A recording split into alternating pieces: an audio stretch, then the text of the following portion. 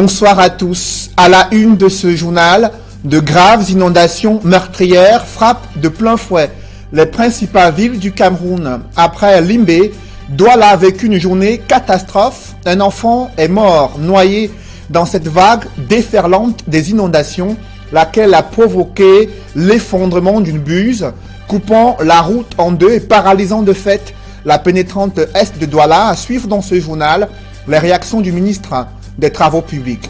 Une conférence générale anglophone pour désamorcer la crise et s'engager vers un dialogue national en vue de sortir de cette crise sociopolitique anglophone. C'est l'appel du cardinal Christian Toumi et certains leaders religieux. Vous suivrez dans ce journal la teneur de cet appel et la convocation de cette conférence générale anglophone.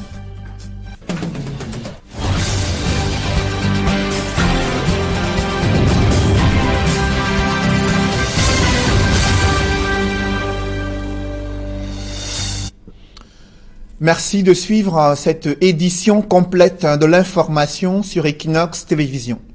Ce soir, un embouteillage monstre s'est dessiné sur la pénétrante est de Douala. Aucun automobiliste n'arrive à circuler, même des conducteurs de moto-taxi entre l'aéroport de Douala, le quartier Yassa et le carrefour Ndokoti. Situation intenable pour les usagers contraints à la marche à pied. En clair, la pénétrante est de Douala est paralysée. La faute à cette buse métallique qui s'est effondrée au niveau de Yassa, coupant la route en deux. C'est l'une des conséquences de ces graves inondations survenues très tôt ce matin dans la capitale économique du Cameroun. Des inondations qui ont coûté la vie à un enfant. Le récit des faits avec Warren Zede et Donald Brice Kamgan. La pirogue est l'outil de locomotion qui aura manqué à beaucoup d'habitants de Douala ce mercredi. Ici, au lieu d'Ichel Village, comme dans l'ensemble du 3e arrondissement de la ville, les habitations boivent de la tasse matinale. Vous pensez que les gens vont même rester au quartier? Vous avez vu les gens qui sont en train de sortir? Nous sommes en train de sortir, puisque, regardez, le ciel est encore noir. Et l'eau est stagnante, ça ne bouge pas, ça veut dire s'il pleut, ça sera plus que de l'inondation qu'on parle. Ça va enterrer les gens. Les maisons sont déjà enterrées. On surmonte sur la table, sur les étagères, ça ne nous laisse pas. Ça ne nous laisse pas. Vraiment, jusqu'aux fesses ici, là. C'était jusqu'aux fesses. Je te dis, jusqu'aux fesses. Non, je te dis que depuis le matin, nous, on n'a même pas mangé. On n'a même pas... on va faire comment pour partir au marché? Jusqu'à midi, comme vous nous voyez là, on n'a rien mangé. On va préparer comment? Mouiller tout. D'après des sources concordantes, l'eau aurait recouvert mortellement une fillette de 9 mois ici, avant le passage de l'équipe de reportage. Je voudrais saisir l'occasion qui m'est offerte déjà pour présenter mes condoléances aux parents de cet enfant décédé et inviter également la population à plus de civisme. Comme vous le savez, les inondations, nous les enregistrons presque tout le temps, mais elles sont entre autres dues à l'occupation des drains par des constructions anarchiques. Donc c'est le lieu pour nous d'inviter les populations à libérer les drains et toutes les servitudes pour que l'État puisse, avec l'appui de la communauté urbaine, intervenir pour pouvoir libérer. Non loin de là, l'affaissement du pont au lieu d'Ikojefa, réfectionné il y a moins d'un an, impose une coordination de la circulation par les forces de sécurité. L'autorité administrative édicte les premières mesures. Nous avons pris comme première mesure de dévier tous les gros porteurs au niveau du carrefour Yassa, vers Niala, et ceux venant de la ville de Douala, du côté de carrefour Nelson Mandela. Nous invitons les automobilistes et l'ensemble des usagers de la route à faire preuve de civisme. L'entreprise est en train de se mobiliser pour pouvoir rapidement mettre en place la déviation qui était déjà prévue. Nous comptons donc sur le civisme des populations et des usagers de la route. À Logbaba voisin, fils et poteaux électriques sont traumatisés. Après le passage du vent, les véhicules malchanceux en ont eu pour leur compte. Même sur le matin, j'ai récupéré la voiture à la station. Garé là, il m'a prêté pour changer, pour m'apprêter à l'autre travail. Bon, quand il sort, il m'a prêté pour m'apprêter. En moins de 5 minutes, on me rappelle qu'il y a un poteau qui est tombé sur mon véhicule. Donc s'il y avait passé une minute dans la voiture, peut-être le poteau qui est tombé, il est trouvé dans la voiture. Donc quand il ressort, il voit le poteau qui est tombé sur la voiture comme vous voyez là. Donc là, j'espère seulement que les gardes de la société vont faire tout pour rétablir la voiture, mais enfin, je mets ça comme ils ont trouvé, comme c'était. À Forêt-Bar, par Bonabéry, dans le 4e arrondissement, le réveil a été brutal pour les riverains. Dès 3 heures, il fallait se lever contre le visiteur indésirable. Les populations croient savoir que la construction de la route principale avec orientation des drains vers les habitations est la source de leur malheur. Regardez notre quartier. Regardez. Toutes les maisons sont sur l'eau. Tous nos appareils, tous nos choses sont gâtés dans la maison. Mon portable. Depuis 3 heures du matin quand nous sommes dehors. Personne ne peut dormir à cause de l'eau, à cause des inondations. On nous a organisé des investissements humains fatigués. Nous sommes fatigués des investissements humains. Nous sommes fatigués des investissements humains. Nous, on n'a jamais vu ça. C'est la toute première fois. Bien sûr que la marée monte tout le temps. Mais nous, on n'a jamais atteint ce niveau. Vous voyez, les ménages, pas de marché. Les gens n'ont pas mangé. Les vacations, les gens ne sont pas allés. Que l'autorité essaie de voir ce qu'il peut faire pour nous. Je sais, c'est la nature, mais ils ont un mot à dire. Après les fortes inondations, le moindre rayon de soleil est propice pour chercher séchoir. Sacrée matinée de mercredi. Précisons que le ministre des Travaux publics a réagi à la suite de cet affaissement d'une buse métallique au lieu dit Yassa à l'entrée est de Douala. Emmanuel Nganou Djumesi donne 72 heures à l'entreprise contractante pour réhabiliter cet axe. Il fait savoir que la circulation est interrompue, mais des voies de contournement sont en cours d'aménagement pour faciliter le déplacement des usagers. Mais depuis ce soir, je vous le disais dès l'entame de ce journal, la circulation est bloquée, des embouteillages monstres observés depuis l'aéroport de Douala jusqu'à la pénétrante est de la capitale économique. Le bilan officiel de ces inondations est également lourd à Limbé. 4 morts et une dizaine de personnes grièvement blessées. Les populations n'avaient jamais vécu pareille catastrophe dans cette localité située dans la région du sud-ouest. Les images de ces dégâts occasionnés par les pluies et cette vague d'inondations restent désolants. Reportage David Maïmo et Eric Martial Ndjomo. Sous le ciel déchaîné du sud-ouest, la ville de Limbé peine à immerger. Les pluies diluviennes de ces derniers jours ont plongé la cité balnéaire sous les eaux. Voitures, maisons, objets en tout genre subissent la furie des eaux de pluie. Les quartiers Bendé, Kassala Farm, Church Street, Mabeta, Down Beach sont particulièrement touchés. Pour les populations, il faut évacuer les lieux, ceux-ci les pieds dans l'eau, ou pour les plus chanceuses à l'aide des véhicules de l'armée et notamment du bataillon d'intervention rapide. L'une des zones les plus sinistrées est Bonjo, non loin de Down Beach. Ici, les fortes pluies ont provoqué un éboulement de terrain. Conséquence, une maison engloutie par la terre avec des occupants à l'intérieur. Puisque sa femme et le fils, on a donc enlevé de la terre. Ou peut-être ils ont les amenés vers l'hôpital, peut-être pour regarder quel est le problème avec eux. Bon, il y avait un gars du BI qui a décidé d'entrer dans la maison pour peut-être aller sauver cette personne-là. Le gars du BI a été sauvé, puisqu'on a creusé et on a réussi à l'enlever de la terre. Bon, présentement dit, et quand nous sommes donc arrivés vers le lieu, on a décidé donc de creuser pour peut-être enlever les 3 personnes qui restaient. Bien après, la terre est encore venue couvrir plusieurs personnes, où moi-même je me suis fait sauver. Non loin de là, c'est un arbre qui s'est abattu sur un autre habitat. Les secours s'activent alors qu'on parle déjà de près de 4 corps extirpés de la boue. Les autorités se succèdent sur les lieux sinistrés à Limbé. La cité balnéaire n'avait plus connu pareille catastrophe depuis celle de 2001. Au regard de l'enlisement de la crise sociopolitique anglophone, son éminence Christian Cardinal Toumi appelle à la tenue d'une conférence générale anglophone prévue les 29 et 30 août prochains à Buea, dans la région du sud-ouest.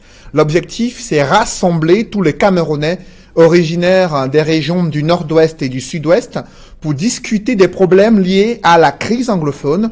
Au terme des discussions, des représentants doivent être désignés pour porter les préoccupations anglophones lors d'un dialogue national et inclusif attendu sur cette épineuse question. Son éminence Christian Cardinal Toumi et d'autres autorités religieuses exhortent le gouvernement et les groupes armés à créer les conditions favorables à la tenue de cette conférence générale anglophone.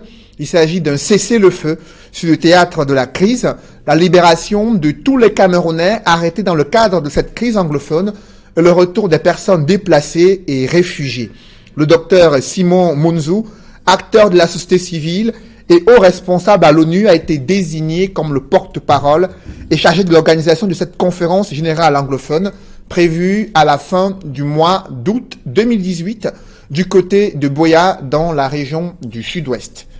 Parlons à présent politique avec le parti au pouvoir qui peine à resserrer les rangs dans le département du Mungo. L'on note que la réhabilitation et la réintégration de certains élus RDPC provoquent des grincements de dents dans le département du Mungo. C'est le constat que font nos reporters Cyril Diemba et Ket Diarra. C'est des militants du Mungo assidus et pour le moins heureux qui ont reçu le ministre le jeune Belambela, le chef de la délégation départementale du RDPC sur leur territoire. À l'ordre du jour, la résolution d'un conflit majeur entre partisans et qui avait conduit à la suspension du parti de Henriette Élise et Samé, le maire de Konsamba 3. Il y a eu des problèmes de dissension entre les militants et Madame le maire. Mais le problème n'est pas tant avec Madame le maire, ça a été plutôt une incompréhension quand il y a eu, comme vous le savez, une décision ayant réhabilité le maire de Konsamba 3 qui avait été suspendu.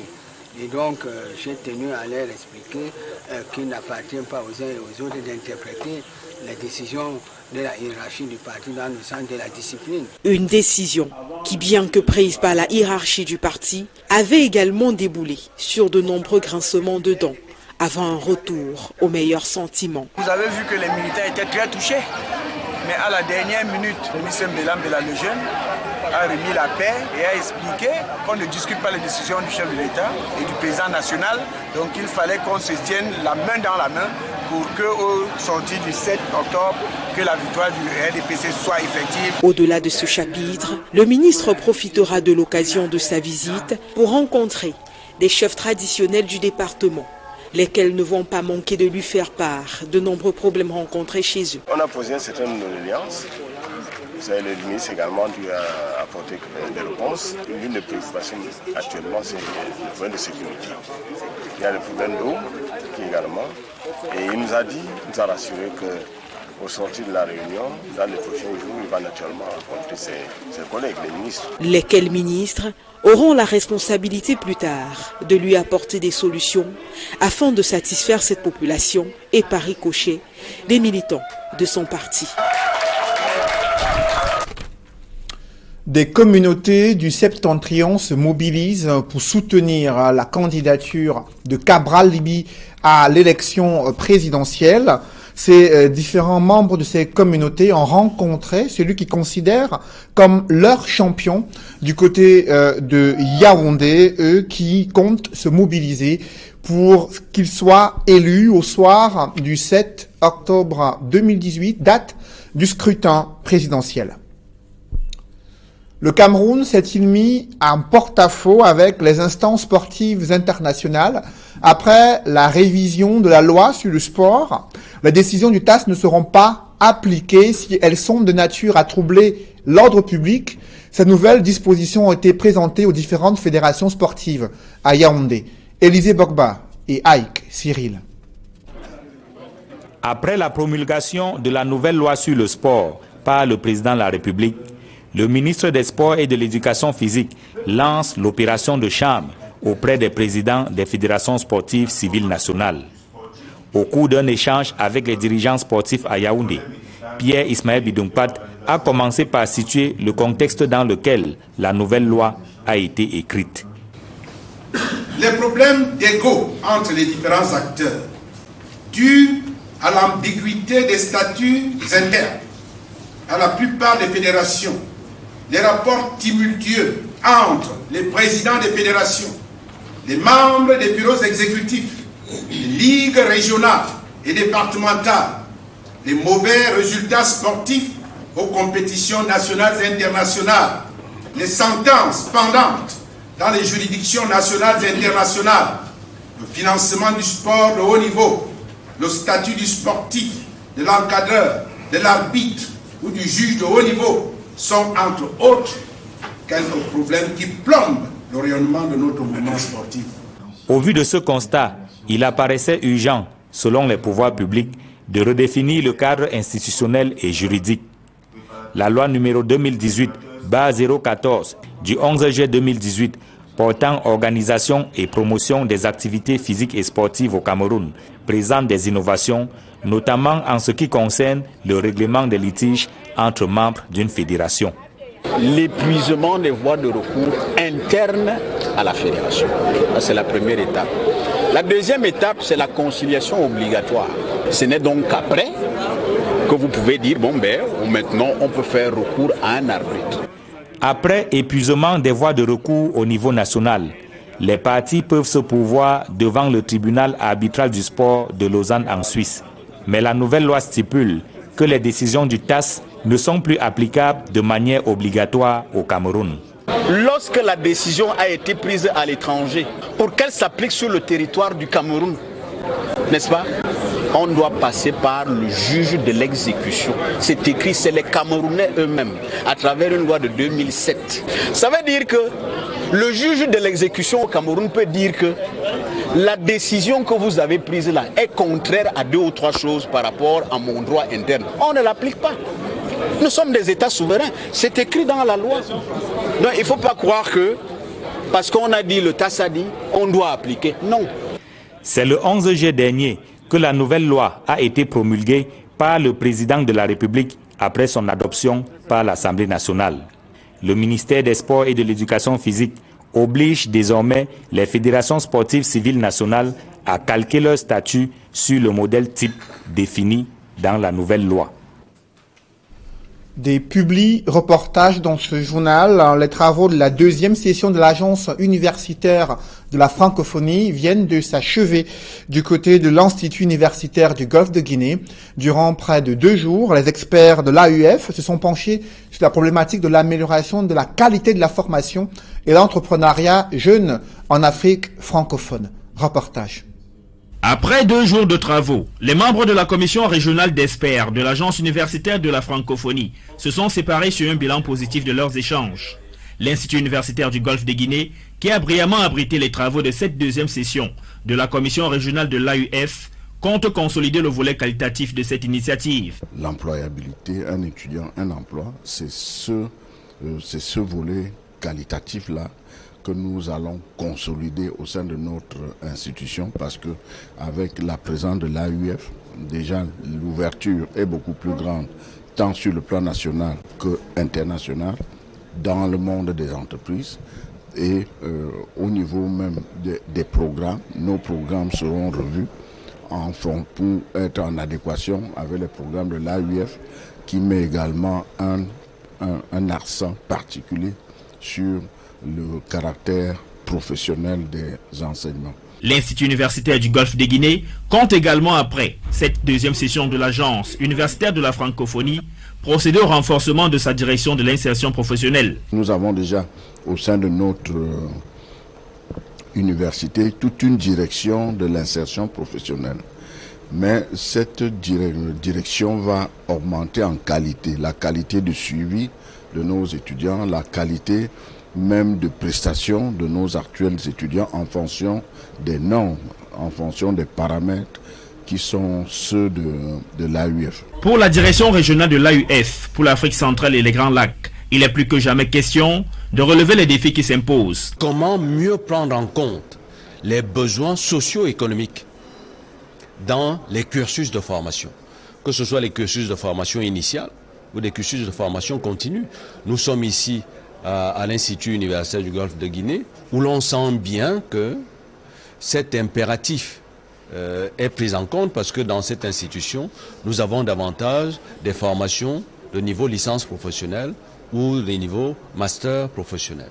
Et le troisième ordre de réponse, c'est effectivement de pouvoir, dans tous nos cursus, dans toutes nos institutions universitaires, développer la culture et la pratique de l'entrepreneuriat.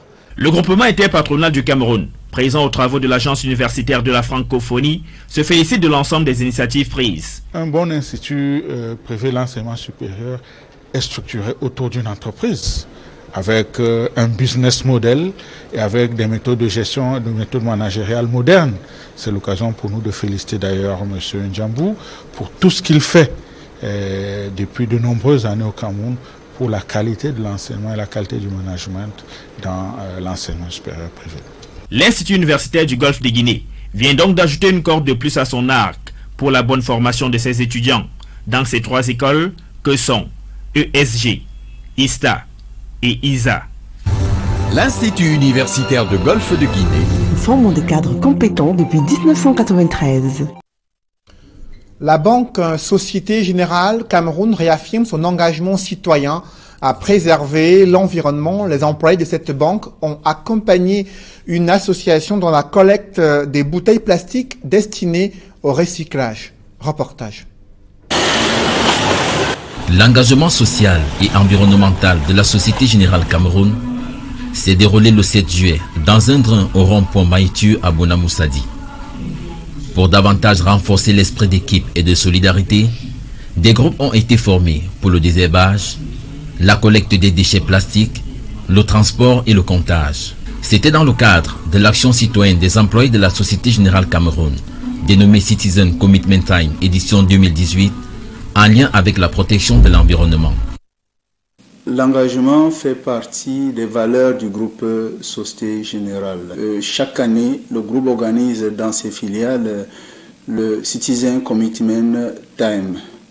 C'est dans ce cadre que la filiale du Cameroun cette année a choisi d'aller intervenir à Douala 5e pour le curage, l'enlèvement des bouteilles. 20 201 bouteilles plastiques à raison de 50 francs l'unité ont été collectées par les employés de la Société Générale Cameroun et ses collaborateurs au profit et pour encourager l'association Solidarité PK9. Nous réjouissons de constater que la Société Générale Cameroun a pensé aujourd'hui de donner une main pour contribuer à la préservation de l'environnement et que cela interpelle tout le personnel de cette société ainsi que leurs différentes familles respectives.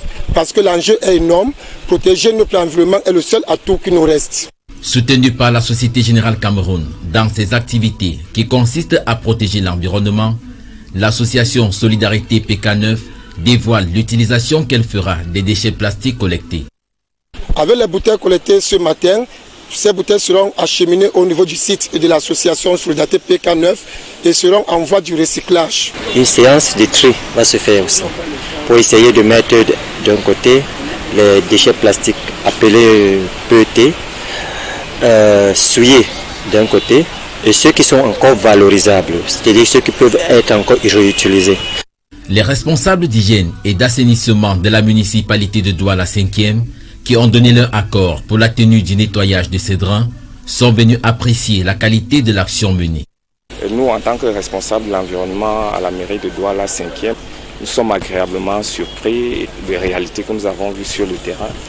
Et nous remercions à cet instant cette association et surtout la Société Générale pour toute cette action qui entre, n'est-ce pas, dans le cadre de la lutte contre les diverses pollutions.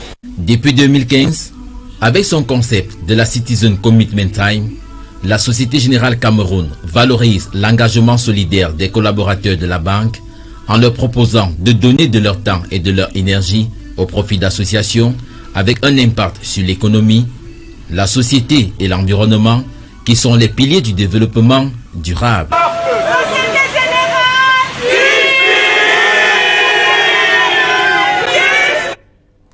Parlons à présent des laboratoires Biopharma qui célèbrent l'excellence scolaire du côté de Yaoundé. Des ouvrages, mais aussi de nombreuses primes ont été distribuées aux meilleurs élèves du côté de Yaoundé. Reportage. Les laboratoires Biopharma, aux côtés des élèves du primaire et du secondaire, pour des vacances saines et propres. Au groupe scolaire bilingue Les Pyramides du quartier Ekié à Yaoundé, par exemple, Biopharma prime l'excellence scolaire en offrant des packs de savon Bactol aux meilleurs élèves.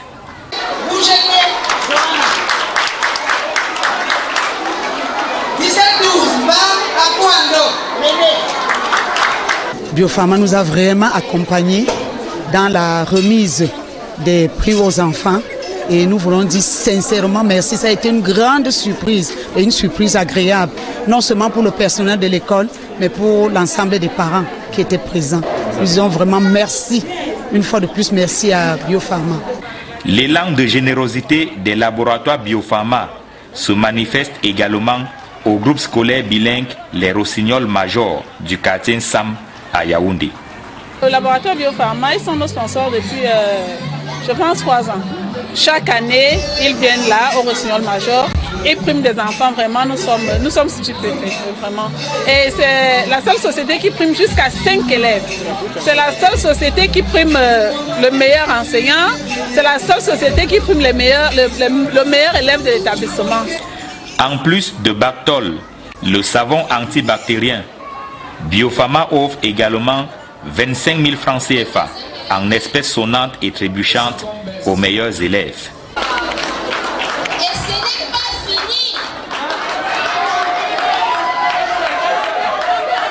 Venus accompagner leurs enfants, les parents ont du mal à contenir leurs émotions.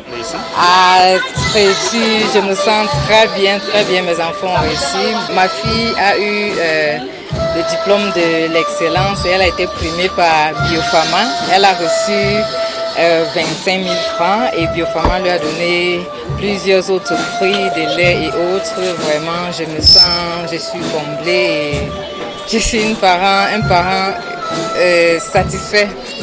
Donc vraiment, merci Biopharma, merci pour ce que vous faites pour les enfants. Avec une moyenne de 17,39 sur 20, la jeune Tefak Tafak, élève en classe de 5e bilingue, survole l'année scolaire au lycée bilingue de Toukébé à Yaoundé. Comme ses camarades, elle reçoit du savon Bactol, mais aussi la somme de 25 000 francs CFA, au grand bonheur de la directrice de l'établissement. Nous avons reçu un soutien qui nous satisfait, qui nous comble même d'ailleurs de joie.